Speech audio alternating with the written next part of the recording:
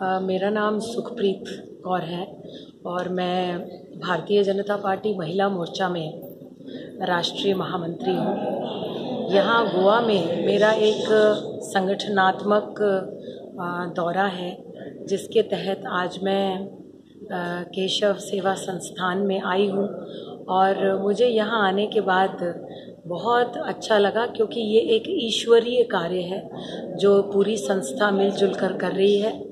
और जो हमारे ये स्पेशल चिल्ड्रन हैं, ये भी हम जानते हैं किसी से कम नहीं है, और जिस तरह की ट्रेनिंग यहाँ पर उनको दी जा रही है, उससे ये अपने जीवन को बहुत सरलता से जी पाएंगे और अपने जीवन में आगे बढ़ेंगे, एक बहुत ही सुंदर जीवन की ओर ये अग्रसर होंगे। और मैं पूरे संस्थान को इतने परिश्रम के लिए और डेडिकेशन के लिए मैं उनको शुभकामनाएं देती हूँ और उनका अभिनंदन करती हूँ।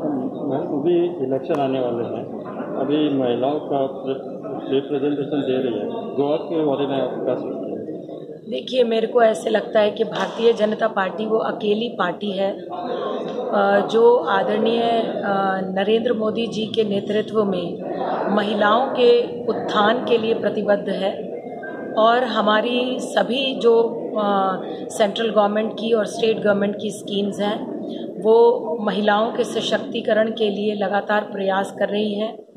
और आपने सुना होगा कि विमेन लेड डेवलपमेंट के लिए हम लोग प्रतिबद्ध हैं और उसी क्षेत्र में हम आगे बढ़ रहे हैं। और मुझे लगता है कि बाकी दल जहां सिर्फ अपने परिवार की स्त्रियों को आगे बढ़ाते हैं या अपने परिवार को ही आगे बढ़ा के चलते हैं, भारतीय जनता पार्टी वो पार्टी है जहां पे एक कार्यकर्ता मुख्यमंत्री बनता है और कार्यकर्ता ही प्रधानमंत्री बनता है। हमने हाल ही में देखा कि 11 बहुत महत्वपूर्ण पोर्टफोलियोज महिलाओं को केंद्र सरकार में दिए गए हैं, जिसमें रक्षा मंत्रालय है, जिसमें वित्त मंत्रालय है, जिसमें विदेश मंत्रालय है।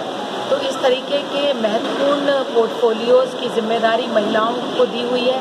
8 प्रदेशों में हमारी महिला गवर्नर्स हैं। तो आने वाले समय में मैं ये कहूँगी कि महिलाओं को राजनीति में कोई पार्टी अगर बहुत महत्वपूर्ण स्थान दे रही है तो वो भारतीय जनता पार्टी है। और महिलाओं के हर क्षेत्र में विकास के लिए, सशक्तिकरण के लिए हम लोग पूरी तरीके से प्रतिबद्धता के साथ काम कर रहे हैं और काम आगे भी करते रहेंगे।